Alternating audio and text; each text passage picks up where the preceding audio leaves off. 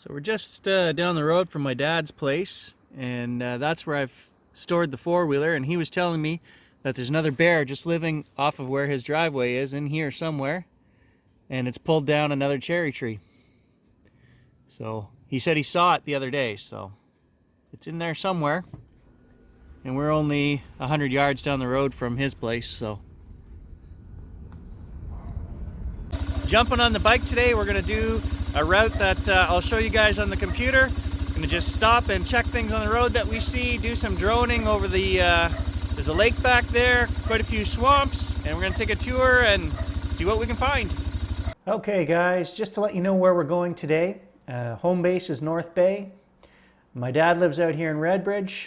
This is the field area that we've been covering. Last time we did Sandam Road up here. Today we're gonna go out to the North River Road, jump on the four-wheeler, and we're going to go straight back to North River Road until it turns into four-wheeler trails. And what I want to do is check some of these off the main trail routes and look for mud holes and things where we can look for track traps. So where a lot of people are not traveling, mostly just animals, and we're going to throw up the drone. This right here is a main fishing river from when I was a kid, so I want to see if we can drone that. We'll have to. There's a couple of small trails that come down right here, actually this trail. And maybe from here we'll send the drone down and try to get some footage of that. Any of these small swamps along the way. Eventually we're going to make our way back here to this power line. And that's as far as I think we're going to go today. The main trail ends right here, and then you've got to go down the power line. It's kind of rough going. But if we can make it to this creek here, this is the Pine Water Creek. I want to put the drone up here and go down each one of these tributaries. And there's some small trails all along here that we can check. They're kind of out of the way, not used by everybody. And that's the plan for today. So that should take probably 4 or 5 hours to cover that ground in and out. Just being a passenger for a little bit, I've had an idea. Some of these four-wheeler trails, we can actually drone those as well. I don't have to go right to the swamp and put the drone up. We can stop a quarter mile before the swamp and put the drone up. I just think the bike makes too much noise. We'd never sneak up on something with the bike.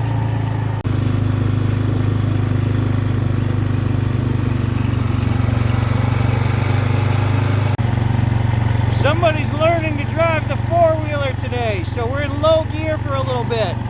She wanted to go for a ride, so I'm not going to say no. Anytime I can get them out of the house and away from electronics.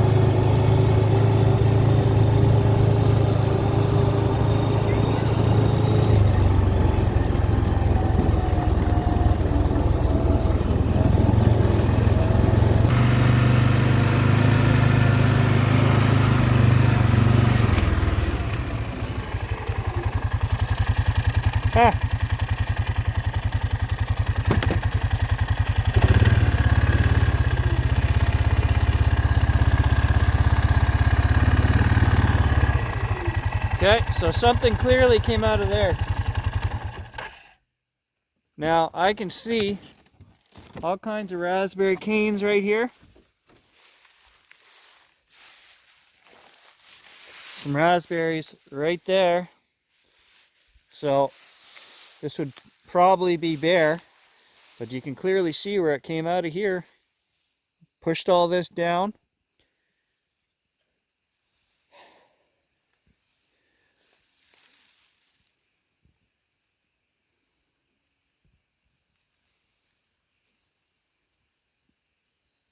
So my dad and I just talked about this morning. Here in Canada, gun laws are quite a bit different than in the States. We can't carry pistols here. Now, I am a gun owner. I do hunt. And I believe I could bring a rifle or a shotgun for protection. But I don't. in 40 years of fishing these back roads, traveling these trails with, you know, speckled trout hanging off my waist and everything. I've seen bears. I've never had an issue. If a bear sees you, it's gone. Even if it has cubs, I've seen them stand up and look at you. As long as you don't get between her and the cubs, she's gone. She'll send them, they'll climb a tree, and she buggers off. And as long as you get out of the area, I've never had a problem.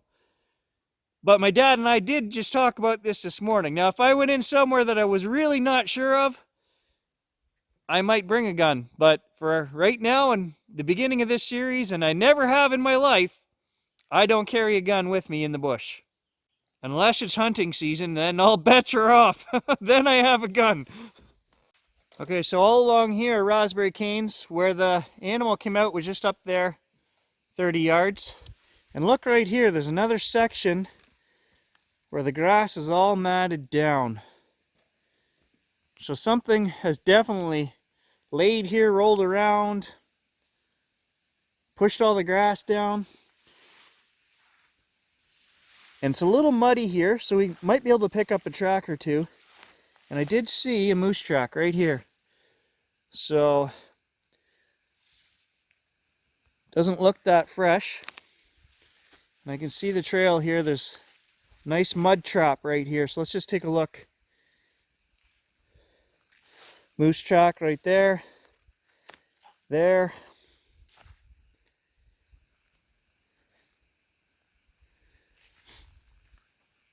Right there. So these probably, I'm going to say, between a week and 2 weeks old. They don't look that fresh.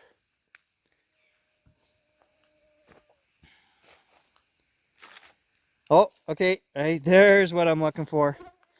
Right here. Do you guys see that? Right there. And there's a better one right there. Big old black bear print. Okay, here we go. Look at this. Black bear print, white-tailed deer print, and moose prints, all within a foot of each other. 10 inches of each other. So these mud holes are great places to stop and check out. There's an old four-wheeler track.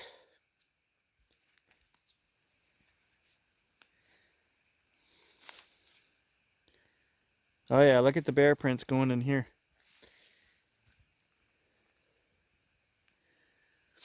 So definitely my bet would be on a bear pushing all that grass down. And there's some more right here where you can see the grass has all been turned and matted. Probably looking for raspberries because this is all raspberry bushes here as well. And that's the whole point of this trip today, is to get down some of these trails that are further out where humans aren't going to be as much and check these traps and just see what's here. Can we find something interesting, weird, or unexplainable? And that, and throw the drone up. Smaller cub track here with the bigger track, so they're going both ways. I'm heading back towards the four-wheeler here now, so. But I've just spent 15 minutes, nothing that I can't explain here in this muddy section.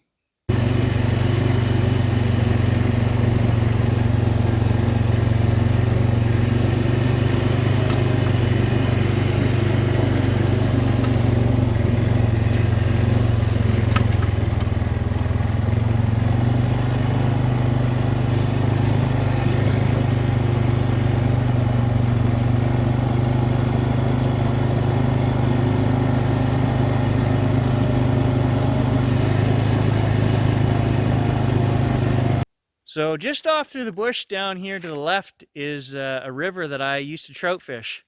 I used to walk back here when I was a kid. I must have been desperate for trout or something. It would take me all day to walk to this point. So I want to put the drone up right here in this clearing. And there's a nice set of swamps down there if we can reach it from here with the drone. I'm not sure if we're within a mile we'll be able to get there, but maybe it's too far.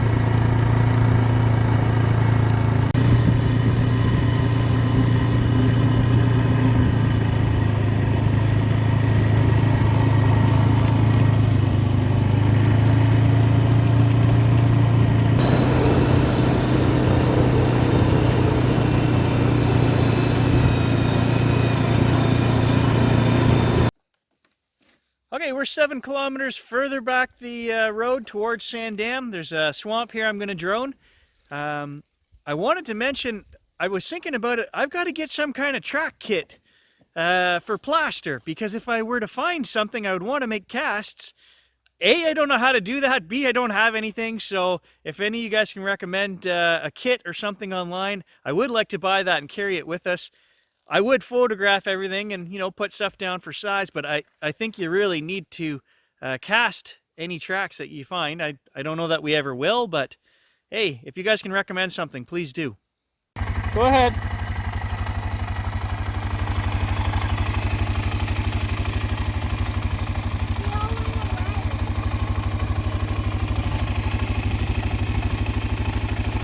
Trying to catch a frog. Too slow. Okay, so we are at the last place I'm going to put the drone up. There's a really nice swamp down there. This creek is full of trout. I've been here many times since I was a kid trout fishing. And nice big swamps up above so we can drone both sides. And unfortunately for this ant colony here, that's the flattest place there is to launch the drone from. So that's where we're going to do it.